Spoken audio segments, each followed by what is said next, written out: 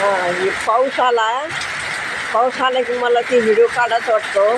तर बघा आता रात्रीचे 10 वाजून गेलेत आता, म्हणून हे रात्रीचं काहीतरी जरा पावसाचं वेगळंच आहे. म्हणून म्हणलं त्याला करावं. झोपलेली मी उठली. बघा आला पाऊस. दिवसभर वातावरण ढगाळच होतं, पावसाचं वातावरण होतं, पण आत्ता आला.